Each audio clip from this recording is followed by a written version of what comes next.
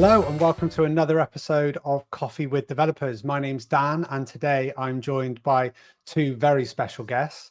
We've got our winner from CODE100 Amsterdam, Martijn, and our runner-up, Patrick. Good to have you both. Great, thanks. Hi.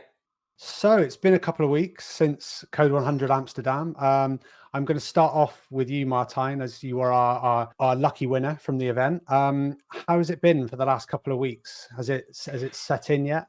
Yeah, quite a bit. It's been interesting because over the past few weeks, I've been talking to family and friends and explaining them time and time again what were the challenges, what did we do, and yeah, it's been really great to talk to everybody about that and to show them also a little bit about what this side of development and this side of being challenged can be. So how about for you, Patrick? Obviously, you were running Twin AI and still are, and you were going back to startup life straight after the event. How did the team feel seeing you come away as the runner-up? Yeah, the team loved it. The team loved the event very much. They also were very cheering on during the event itself. They even wanted to shout during the event the answers when I got stuck in the final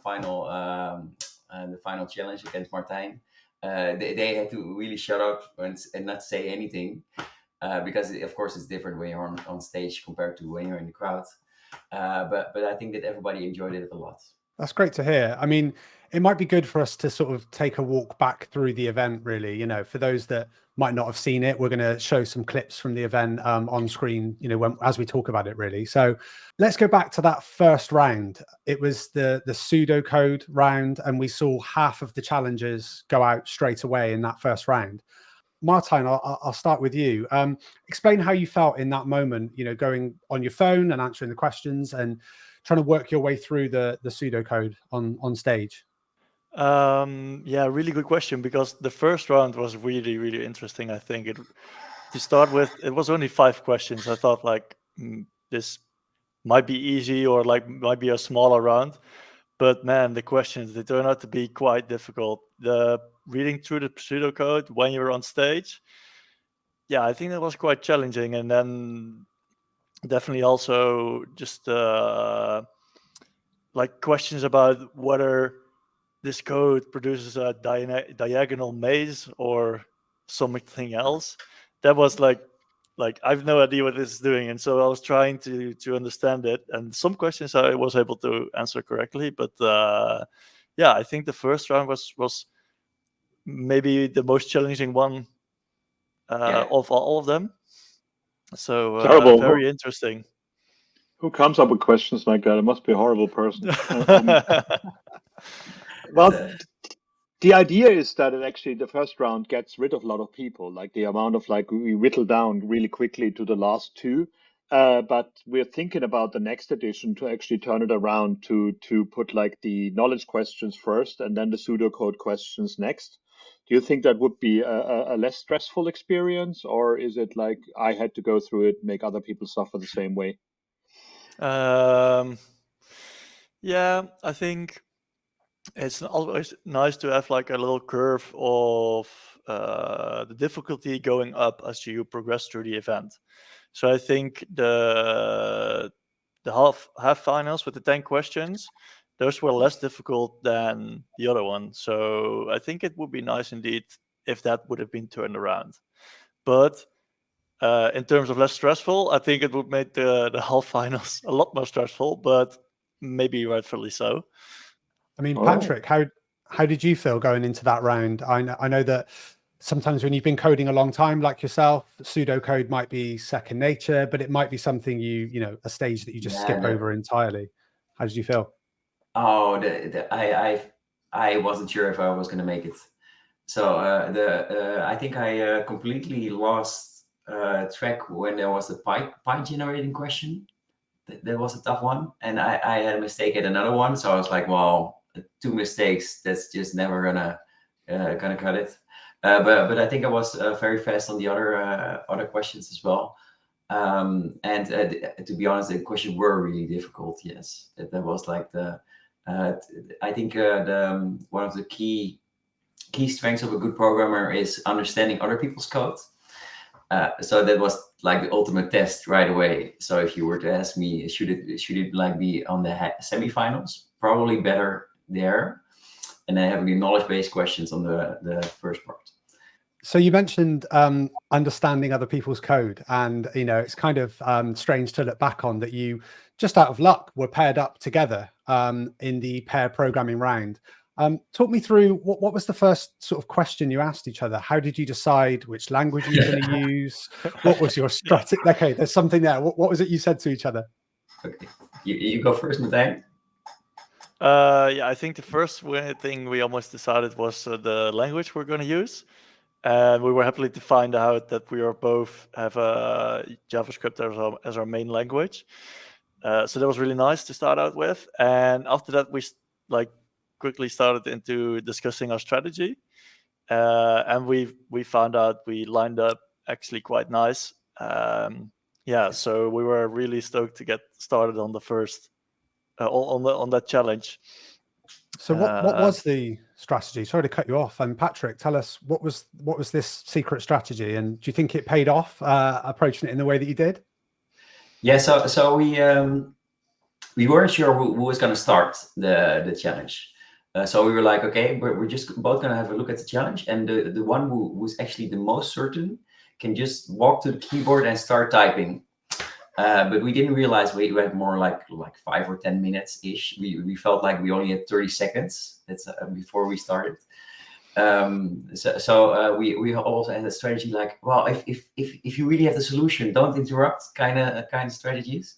But then we also started discussing on what our strengths were, and I think that Martijn is really good at reduce part, and I have done a lot of mapping on array mapping, so that those combined is actually perfect, I think.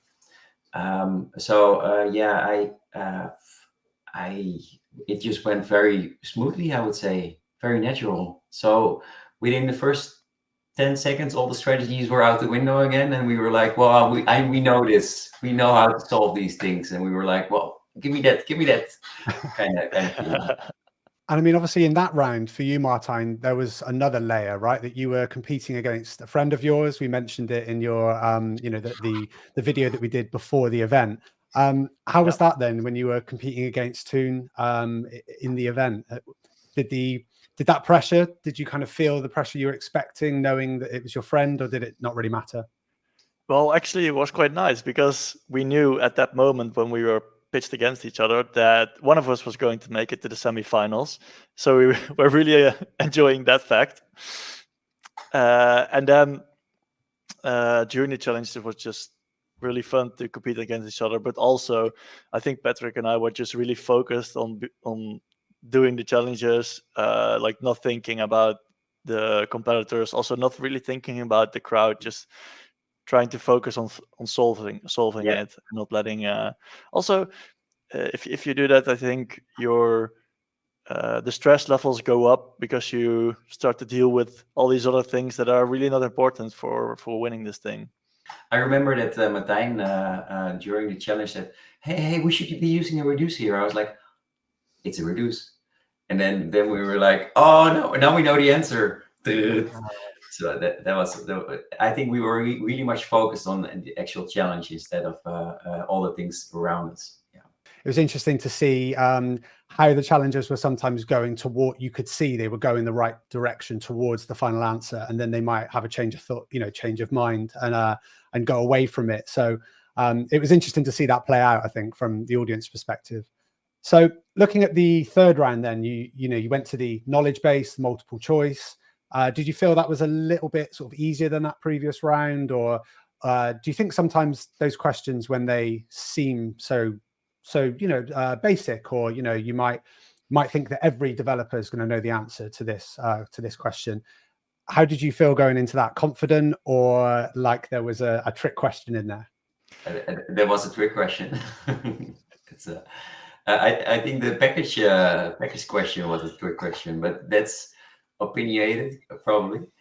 But no, that was actually what made it even harder, I'd say, because then everybody who was standing there what could be the fastest, could see the answer the quickest.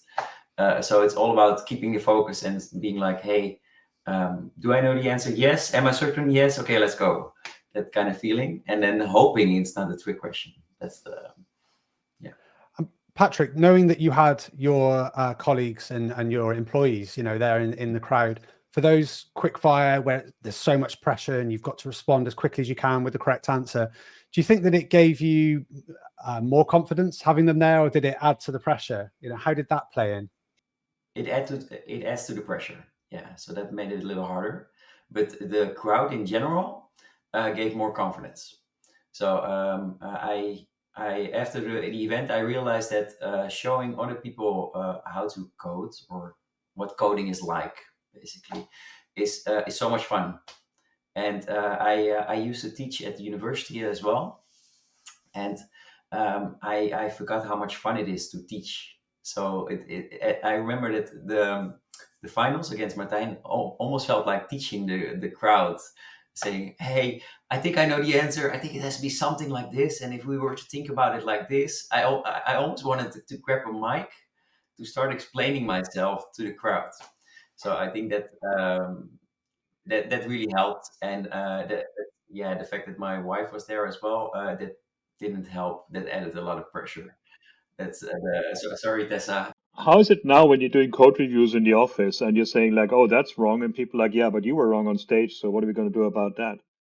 Well, for me, I have the trophy. I put it actually on my desk, and Toon is actually working in the same office. So every time we have a discussion, I just point to the trophy and say like, Toon, yeah, you're gonna take my suggestion. Just joking, of course. I mean, it's all about having a good solution in the end. Absolutely, healthy competition. And I mean, we're obviously in a good place where we've still got you both here and you're both still talking, even though you went head to head in that final. I suppose let's take a look at that then, because that obviously the crowd were gripped. When we were watching you both, we could see you both getting so close to the solution, and it was a razor thin finish. So, Patrick, from your perspective, tell us about that solo challenge. You obviously had some nerves going in. You had all your colleagues watching. How did you feel to know you were in the final and it all came down to that head-to-head, one-on-one final round? Yeah, so the first thing is that I was so happy to be there with Martijn. Actually, when we were teaming up, it already felt very natural, etc. And then we at the semifinals, we both were first and second, I think. And then we were like, are we in the finals? So the finals were more like a bonus. That's how it felt. Actually, doing the finals, I was very nervous. I remember that I had to move my mouse with the touchpad, and my fingers just cramped. I don't know. I tried. I was like, okay, I'm gonna move my mouse now with two arms. Then be like, just being so nervous. I wasn't even sure if I saw the right solution, so that made it even harder, actually. So but that's with every coding challenge, actually. You only know you have the right solution if you hand it in the right solution, and that wasn't something I was prepared for, because that's actually when you hand in your solution and it's wrong, it's like a hammer coming in, like, oh, bam, try again. Oh, okay, not good. That kind of feeling. I found that interesting because I was in the back end and basically looking at the logs coming in, what people are sending in, and I was just like, why aren't people saving and sending things in? Like when I write code, I do a console log every 5 seconds and rerun the thing, and nobody in the challenge did that. People were standing there for like 7 minutes not doing anything, and I was like, I could give you tips what's going wrong here, but nobody saves their code. What's going on? Like, it was really bizarre. But I loved in this challenge because I was wondering if it's going to be too tough with those stars. And I just loved when the challenge was being displayed on screen and you were both standing there. Both your facial expressions were like, what the hell is that? But then Patrick basically just like started coding, and Martijn, you basically just went to Google and looked it up. Like that was just an interesting thing, that the difference of research of just trying things out. But Patrick went hardcore math, and I was like, oh my God, he knows that by heart. That's pretty amazing.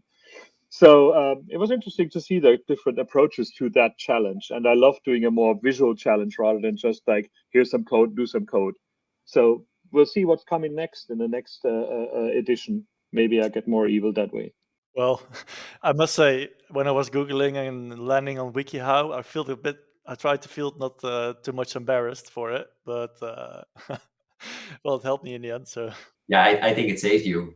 That's I should have done that. That's because I had the formula almost correct, but almost correct is not good enough for the. So when I heard that, I think I heard somebody shout, "Google it," in the crowd. I was like, okay, I'll check my answer at Google. I think I know I'm right, but I'll double check some stuff. Kind of feeling. so that's actually what happened. First, you tried to do it with the math you knew, but that wasn't correct because in the end you did have the correct answer, right? There was only a few seconds afterwards that you had it. It was really interesting to see. I think to add to that, I think not just the approaches you took in actually the maths you were using, but how you both had that realization of looking up at the screen and you've got to try and count the number of pixels in a shape that you can't even imagine trying to recreate, and then seeing you both have that realization of kind of inverting the image and saying, there's actually 4 quarter circles around the edge, and then that totally changed the approach. So that was really interesting.